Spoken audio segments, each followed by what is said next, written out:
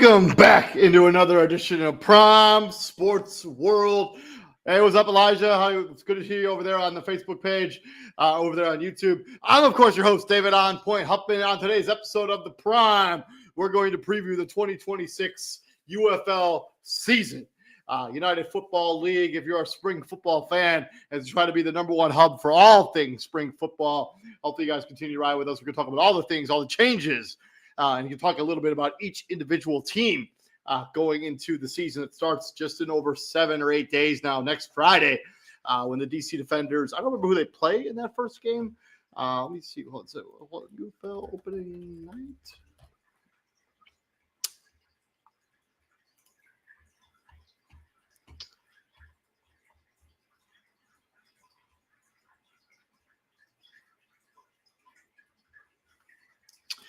So the first game of the season is going to be the Birmingham Stallions under AJ McCarron going up against the Louisville Kings in the first game of the season. That'll be on Friday, March 27th. So just over 9 days from today.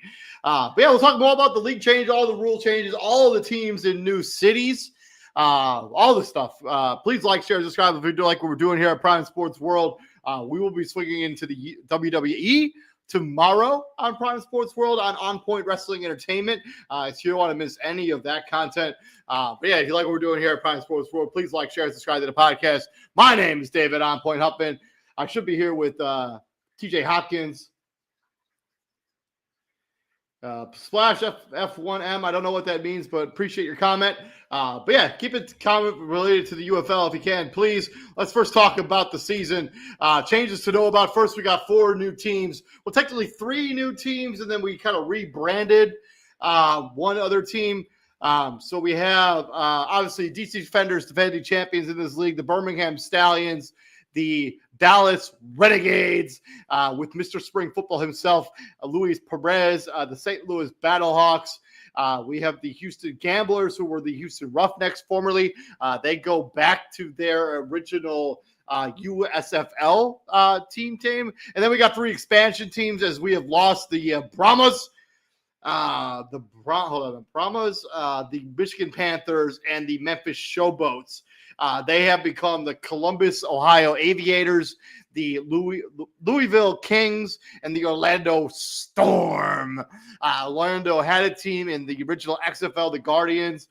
They did not return in the most recent version of the UFL, but they do now, as we have the Orlando Storm back into this league for the UFL. I don't know what to make of it. I liked the Michigan Panthers. I thought that was a pretty good football team. They were good in the USFL, and they were the runners-up last season in the championship. Came up short against the DC Defenders. There must be some reason that they moved these teams. There must be profitability as they move into different cities. They must think that these markets are going to be more heavily favored for these kind of markets. I know I used to live in Columbus, Ohio, and I have a lot of friends that are actually going to go to a bunch of their games. And I think maybe some of them even bought season tickets to the UFL. They did a good job of branding this. They got 10 weeks. They're going to have 21 regular season, postseason games across Fox and FS3. ESPN is going to show 22 regular season, postseason games on ABC, ESPN, ESPN2, and on their app.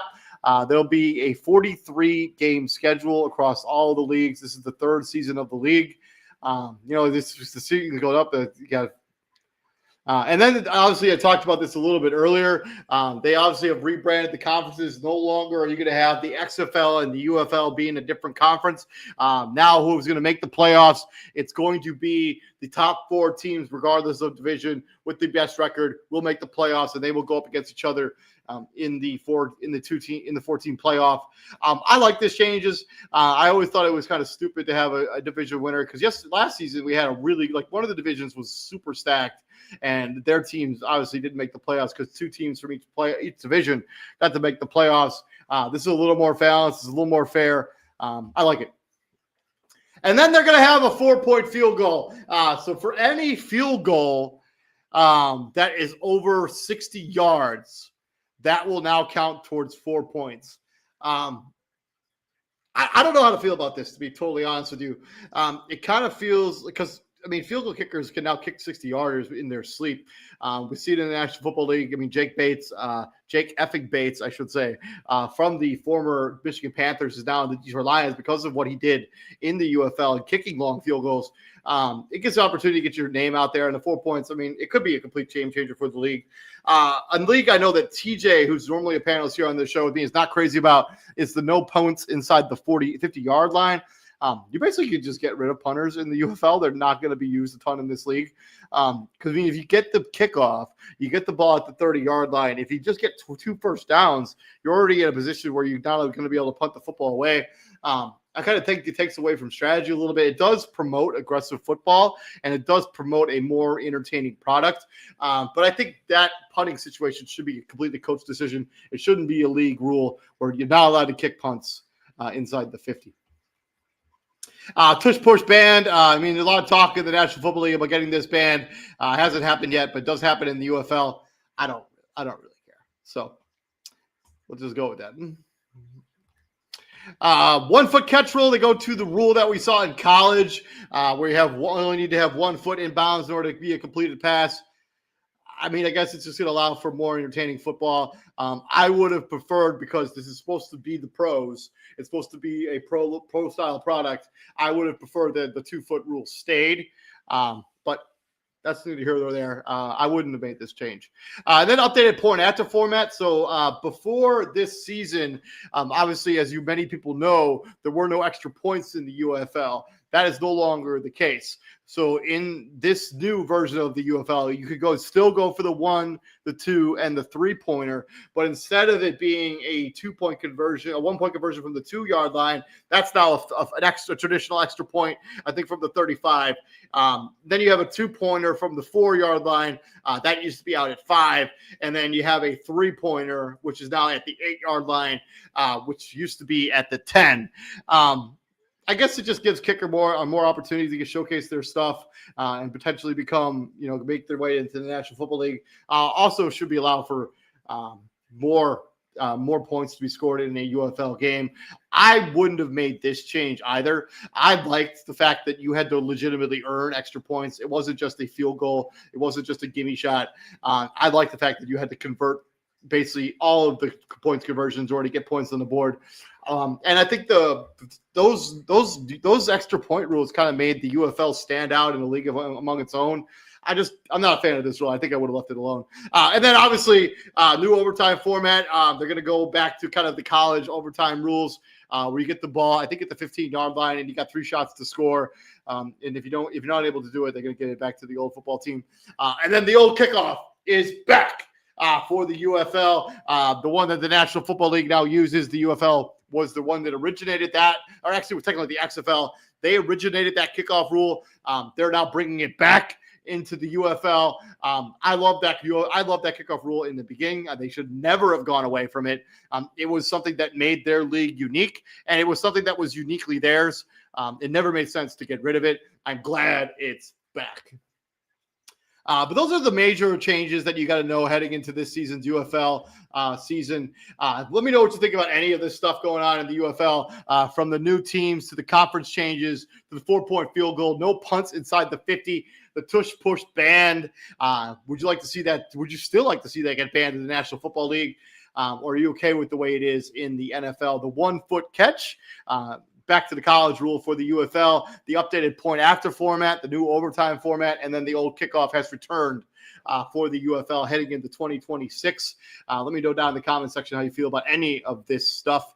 And let's talk about each individual football team as we get into, the nitty-gritty of here of this podcast. Again, this is Prime Sports World. Please like, share, subscribe to the podcast if you like what we're doing here. And I'm David On Point Huffman. We got 5 teams that have been here before, 3 teams that are brand spanking new, and we got to start at the top.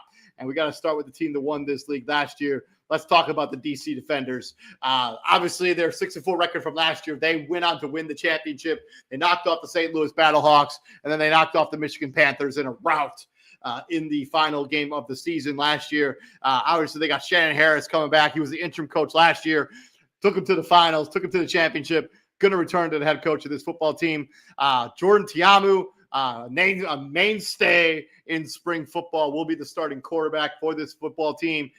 Notable offensive players, obviously got Abram Smith. Obviously, he was banged up last season coming off, I think it was an ACL tear or an Achilles tear, but I would be lying to you if I really remembered. But either way, yeah, he should be a good. He should be ready to go for this season. And they got Kiki Kuti, a pretty solid wide receiver at the wide receiver position for the DC Defenders. And then they got pretty good defensive backs, as they had a pretty good secondary last year. Leon O'Neal Jr., Gary and Conley, who had a cup of coffee in the National Football League, and Deontay Anderson, all at the defensive back position. And the DC Defenders' home field advantage, they're well known for that beer snake, something that I talk about here at Prime Sports World all the time.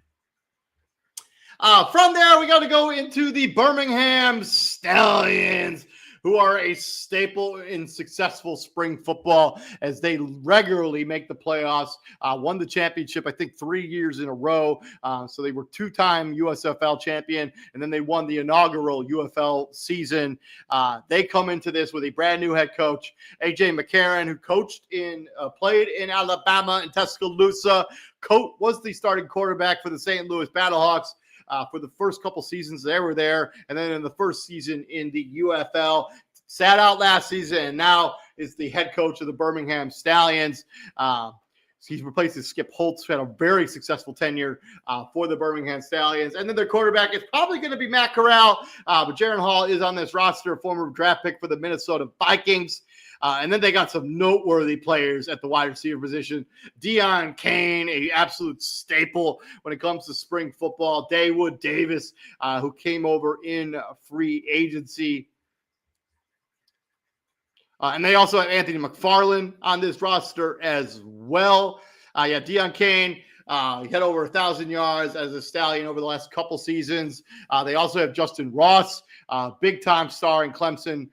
Was drafted in the National League, but never really panned out. They have John Ross, Dawood Davis, was an all UFL receiver with the Showboats 2 seasons ago, one of the fastest wide receivers in the league.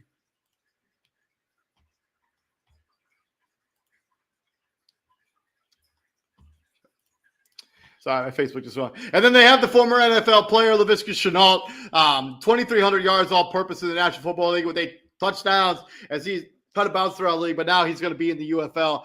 Should have an opportunity to really shine in this league. And then they have Jordan Thomas, tight end, a absolute man-child as a weapon in the UFL. I don't believe because that guy should be an absolute menace on offense for the Birmingham Stallions for this season. And then going into their notable defensive players, I apologize in advance. I'm going to say Keva Tenzo, the linebacker for this football team, is just an absolute tackling machine at the linebacker position for the Birmingham Stallions. But yeah, in 5th season as a linebacker, 8 to 10 tackles per season. He's a good football player and should be an absolute day one contributor for this football team. And then Lance Boykin, also defensive back for this football team, along with Trey Norwood, another defensive back, Coastal Carolina for Lance Boykin. And Stephen Gilmore returns to Burning. Returns to this game as well.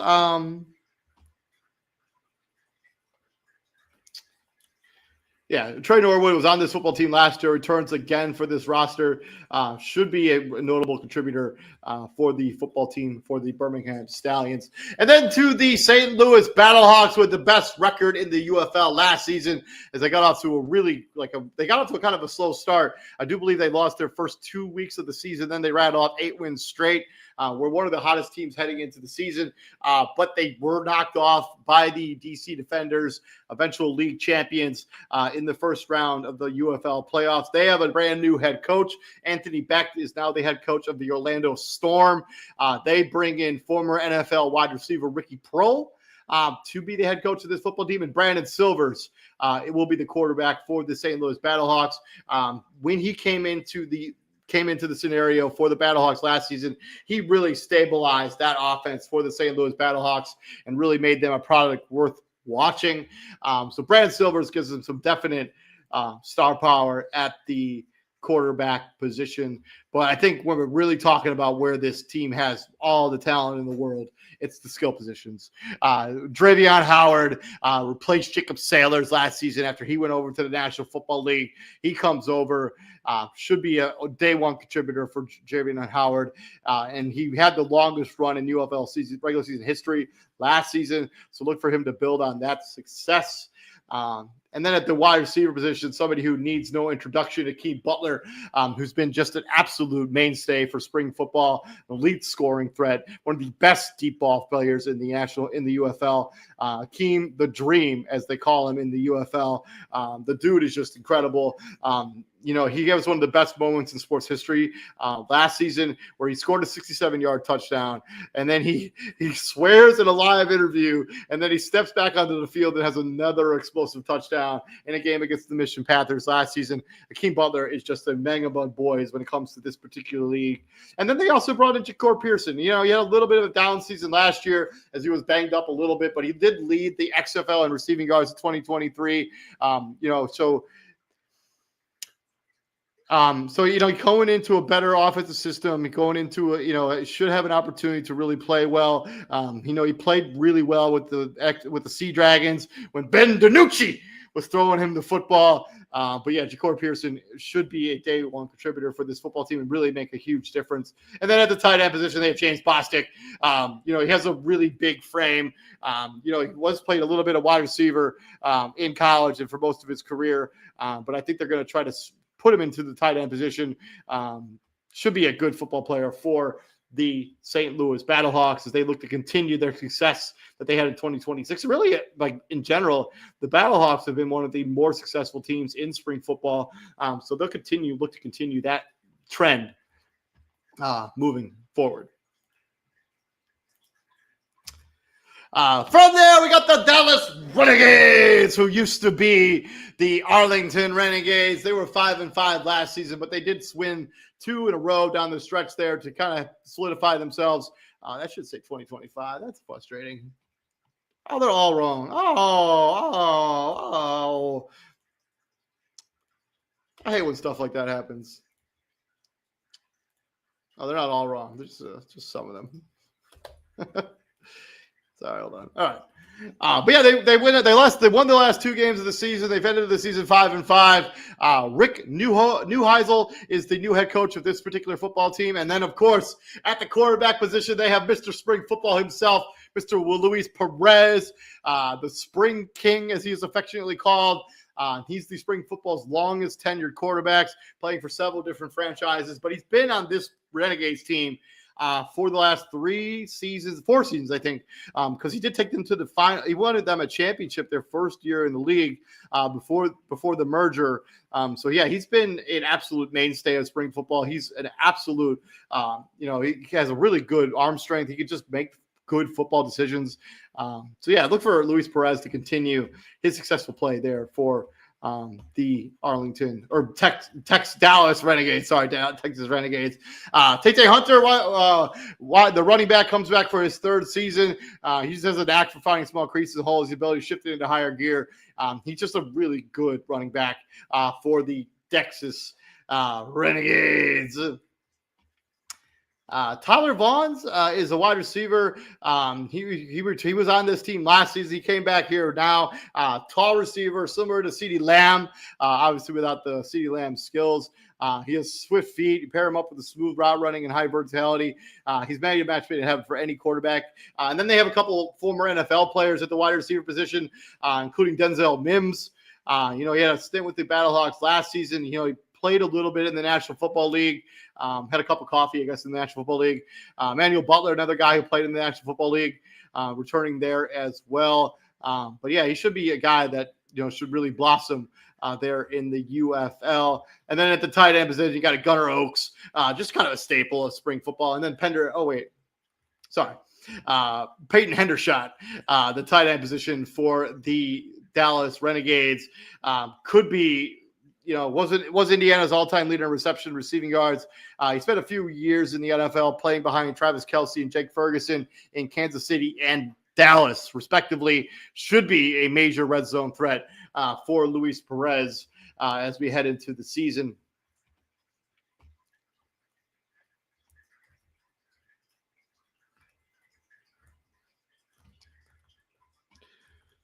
And then from there, we got defensive players to keep an eye on. Willie Taylor III, lead. He had 58 going into his fourth season. In this fourth season, he has 58 tackles, 12 and a half sacks to his name so far. And he had 7 sacks last year alone.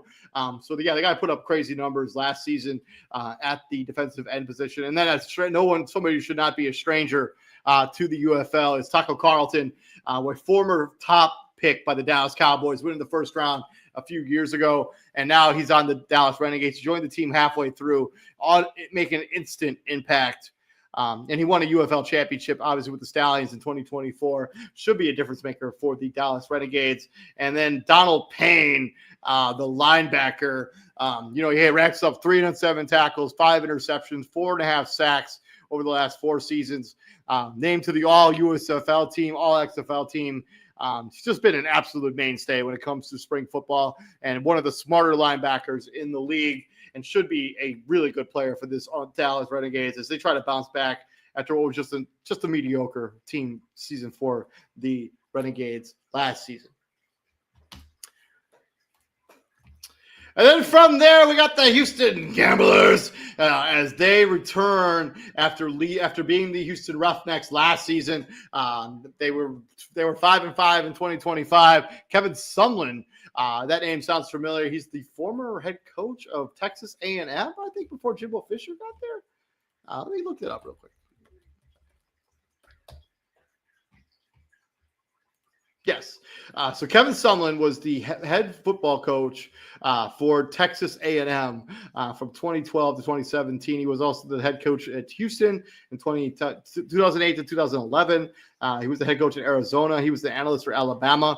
And then he was the head coach of the Houston Gamblers when they were in the USFL in 2022. And now a full circle moment for Kevin Sumlin is he's now the head coach of the Houston Gamblers again in 2026. Donovan Smith is going to be their starting quarterback. I'm going to be real honest with you. I did not know a ton about Donovan Smith, but he played in Texas Tech from 2020 to 2022, and then he went to Houston from 2023 to 2024.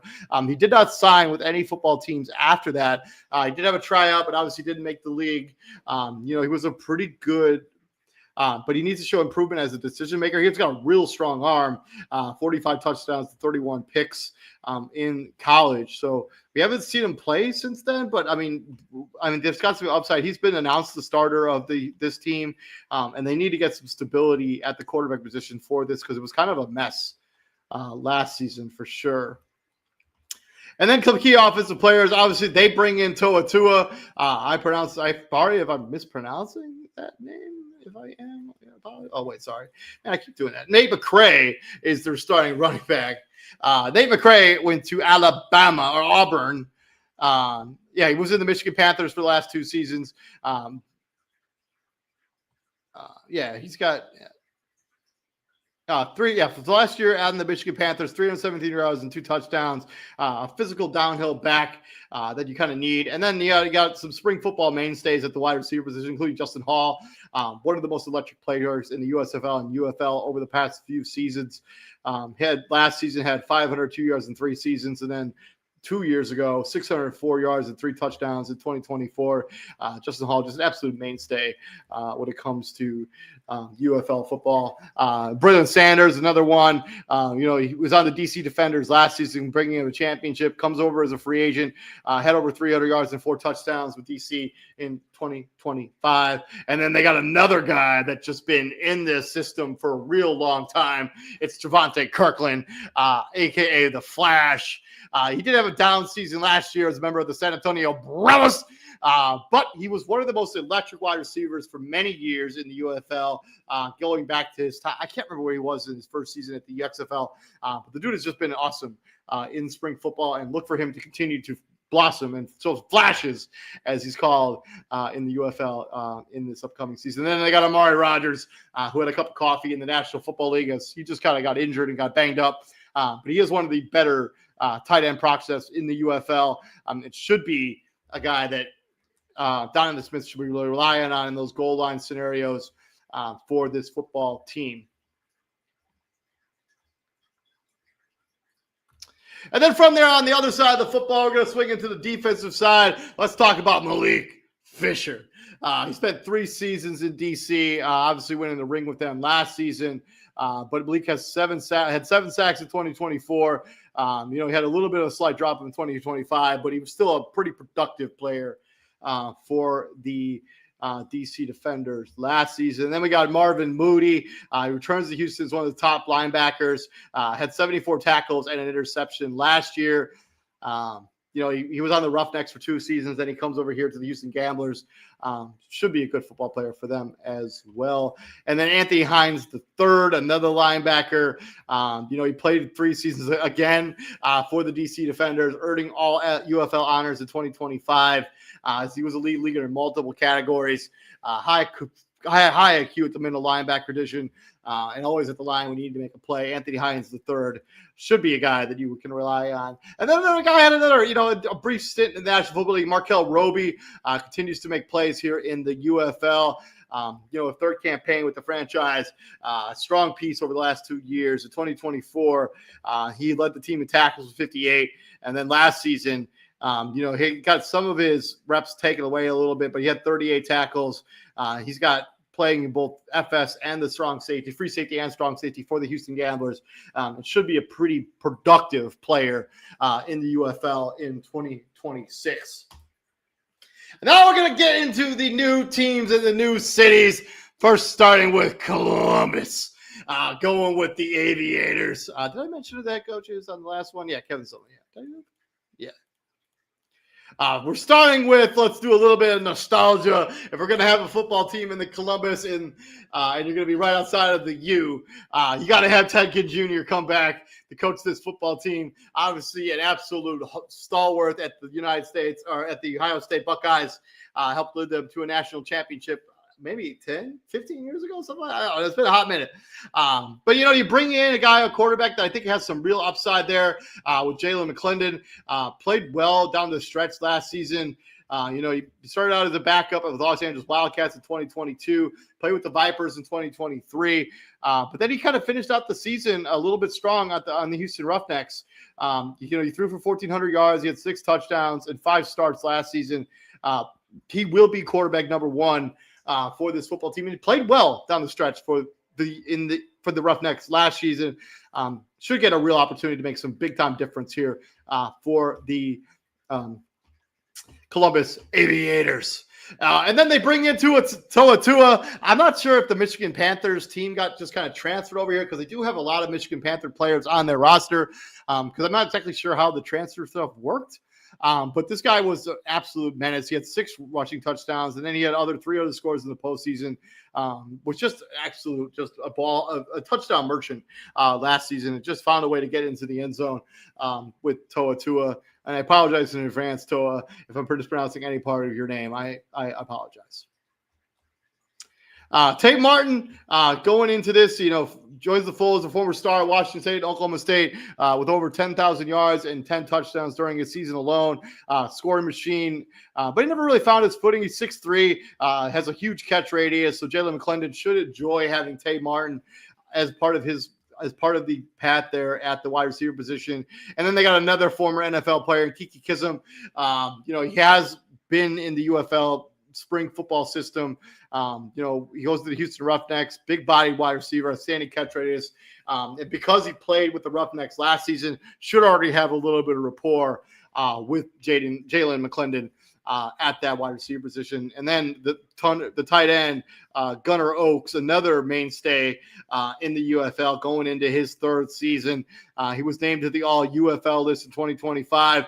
He did make a brief stint with the Detroit Lions, but he showcased his ability being an effective passing game with 162 yards and 2 scores last season. So he should be a pretty reliable target at the tight end position again for Jalen McClendon. Swinging into the other side of the football, we're going to talk about the defensive side. Let's first start with defensive end.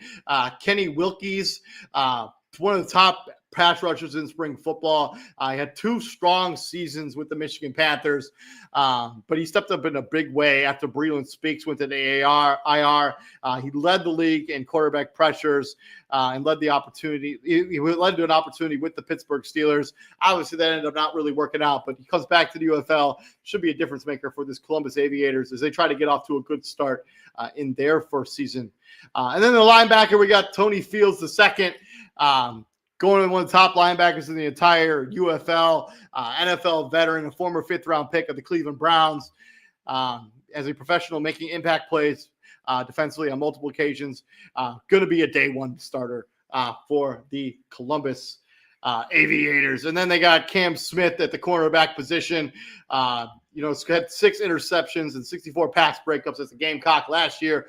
He did play a little bit as a rookie as for the Miami Dolphins, but injuries have kept him off the field as late.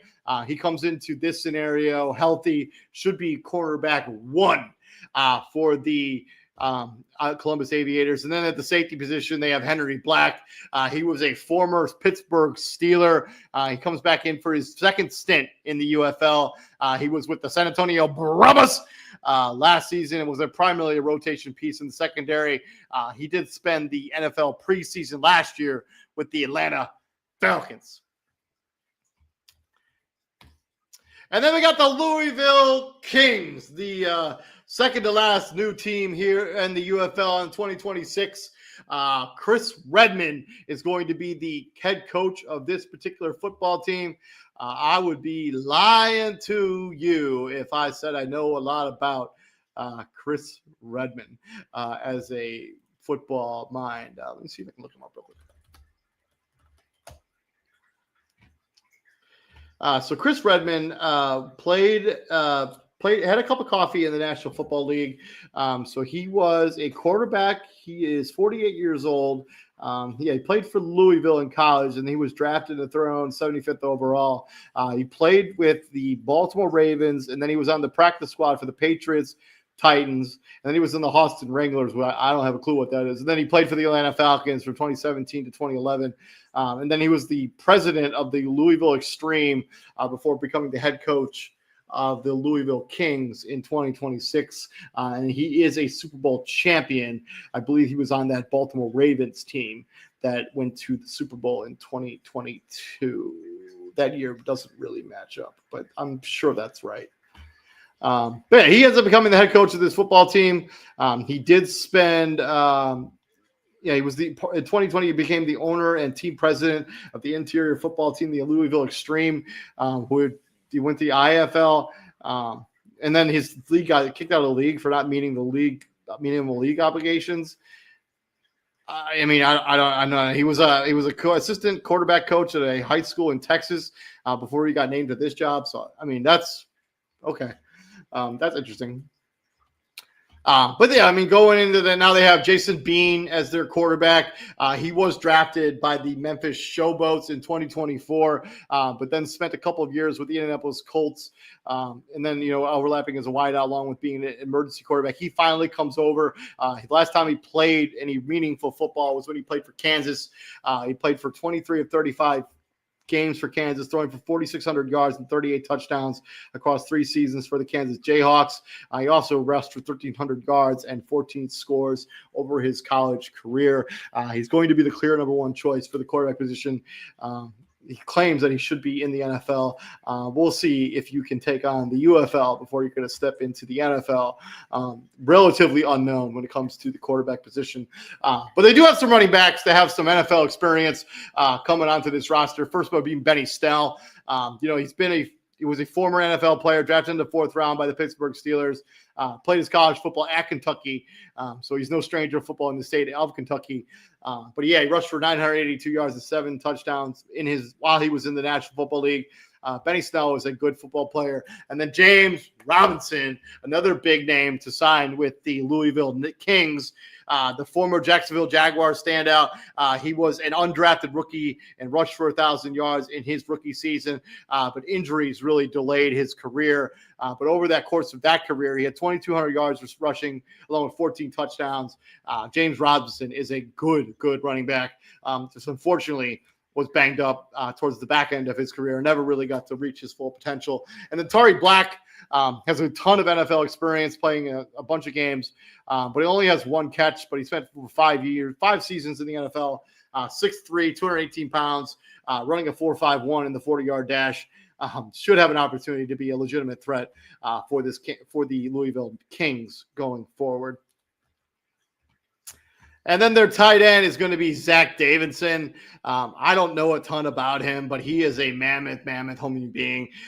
So he was a collegiate punter and a tight end. He was 6'7". He was formerly a draft pick of the Minnesota Vikings while in college at Central Michigan. Shout out to the ship. Well, that's not Central Michigan, Central Missouri.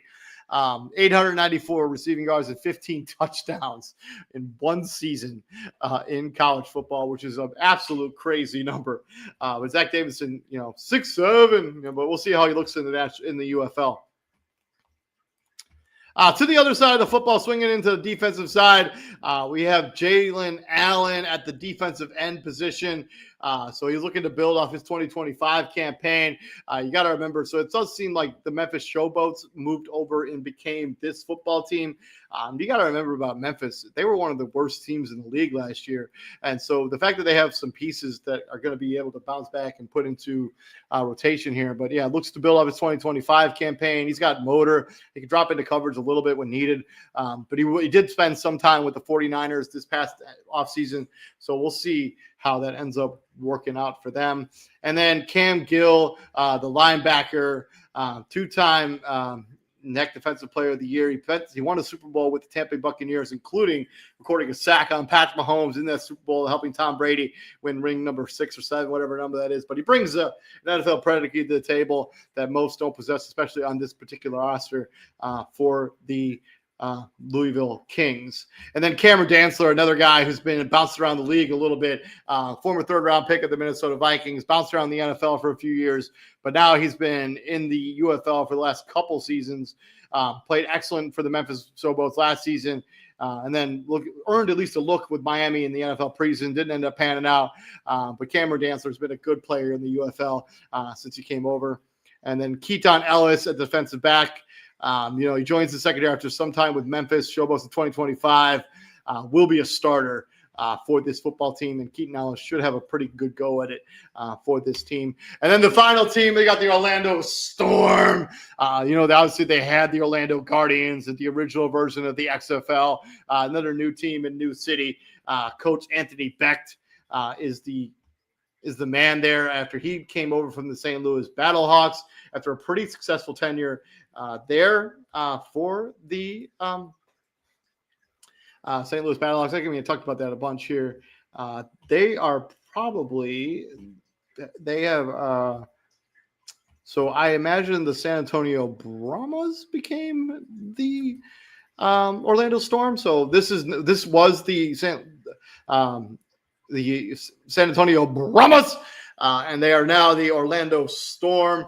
They have DTR as their quarterback. He had a decent run in the National Football League. I guess I wouldn't call it easy. He played for the Cleveland Browns. He did not play well for the Cleveland Browns, and the Cleveland Browns successfully moved off of him. But he was a 5th-round pick in 2023 and did play a little bit for the Cleveland Browns. But he was an absolute beast in college. Throw for 10,000 yards, 88 touchdowns, along with adding 1,800 rushing yards, along with 28 ground scores. So he has a lot of potential, just never really panned out in the National Football League. So we'll see what he looks like with some good coaching there by Anthony Becht for the Orlando Storm. And then at the skill positions here, we also got to remember the San Antonio Brahmas, also one of the worst teams in the league last year. They've had one win, 1-9. So it's just not a good year at the office for the San Antonio Brahmas. As they gave up the most points in the league. Just a tough road for the San Antonio Brahmas as they try to, hopefully they have a new city and they have a new opportunity to kind of shine there for the UFL this season. So notable skill position, they got Trey Stewart, one of the best prospects, coming over from Jacksonville State, prolific rusher out of 1,600 yards and 25 touchdowns in one season alone. He finished third in the country in rushing scores behind the likes of Anston Genty, first-round pick. So he had multiple 200 yards games and 5.9 yards per carry in college. Should be an absolute game record, and he gets to stay in the state where he's kind of from. So shout out to him. And then another guy who kind of had his career kind of derailed by injuries, former second-round pick for the Denver Broncos, KJ Hamler. He comes into the UFL, incredibly high profile. He had injuries, but he becomes one of the best wideouts in the league as long as he can stay healthy. He's got speed route running. Should be an absolute menace at the wide receiver position. And then let's not forget about Chris Rowland, man. Chris Rowland has been kind of a staple for spring football. Mr. Do-It-All himself, Chris Rowland, he's got uncanny hands and extra ability to get open. He's one of the best returners in the UFL, earning all UFL honors as a specialist. He instantly makes Orlando a better offense just by being part of it. Chris Rowland is a good impact football player. And then they have Steve Stellanos at the tight end position. He was one of the few protected by Becht, one of the few Brahmas. I don't know enough about him to really talk about. He's really more of a blocking tight end, but we'll see how they end up using him because he did throw a touchdown last season as a member of the San Antonio Brahmas. And then on the other side of the football, we're going to talk a little bit about the defensive line. We got Jacob Skies, spent last two seasons with the San Antonio Brahmas, played good, consistent football under Wade Phillips. So you did opportunity like in the past season with the Philadelphia Eagles, but just didn't really work out in the National Football League. Isaiah Buggs is another guy, had a brief stint in the National Football League, but he had some off the field issues that kind of kept him out of really reaching his full potential. He joined the Brahmas late in 2025 and became an immediate impact player for the Brahmas as they went on to only win that one game. But he had a pretty good positive impact there. And then at the linebacker position, we got Devontae Beckett, tackling machine in the UFL. Spent the last 3 seasons in Houston and San Antonio. Should have an opportunity to be a high defensive player. And with Willie Harvey gone in free agency and Mike Rose, this guy's going to be a number one top starter there. Had 89 tackles over 10 weeks last season and led the league in all tackles last season for the San Antonio Brahmas as they look to make the transition into Orlando as they become the Orlando Storm. And then that's right about the nitty of the gritty of it when it comes to the 2026 UFL season preview. I'm just going to give you a couple here predictions real quick before we get up out of the show. Let's first talk about who I think is going to make the playoffs. So my 4 teams to make the playoffs, I'm going to go Birmingham, I'm going to go Dallas, I'm going to go DC, and I'm going to go St. Louis. And that's not, none of those picks are going to blow anyone away. Like those are the best 4 teams in the league last season, and I expect them to be the best 4 teams in the league this season. We'll see. MVP, I'm going to go Luis Perez. I think Luis Perez will be the MVP when spring football is all said and done this season. Luis Perez will be the MVP, and I think the Birmingham Stallions and the DC Defenders will collide in that championship game, with the Birmingham Stallions winning 3 out of 4 titles, and they go on to win the UFL championship. I know that doesn't sound like very exciting thing because if you have the chalk, basically, you have the Birmingham Stallions who've been the creme de la creme when it comes to spring football. They continue to be this season as well. Just a kind of a small guess here. I'm going to say the Louisville Kings get 3 wins. I'm going to guess the Orlando Storm get 2 wins. I will say that the Gamblers get 5, and I will say that the Columbus Aviators get 5 as well, with the Kings and the Storm just kind of being the bottom feeders of the league this year. I think the Dallas Renegades will have the best record in the league at 8-2. And then when it's all said and done, I have the Birmingham Stallions winning the UFL. But yeah, thank you very much for joining us. This has been Prime Sports World. This has been our UFL season preview. Thank you very much for joining us. If you have any comments or concerns about the UFL, please write them down in the comments section. And of course, I'm David Huffman, David On Point Huffman, actually. Thank you very much for joining us. Please like, share, and subscribe to the podcast. Also, go check out Christian Sips' content over there at dailyblitz.blog. We'll be back here tomorrow with the WWE content as we looked at the week that was. But yeah, thank you very much for joining us. And here at Prime Sports World, we bring the heat. And here in San Francisco, California, we could use a little less of it. Go up. See y'all guys all tomorrow. Be safe out there and take care.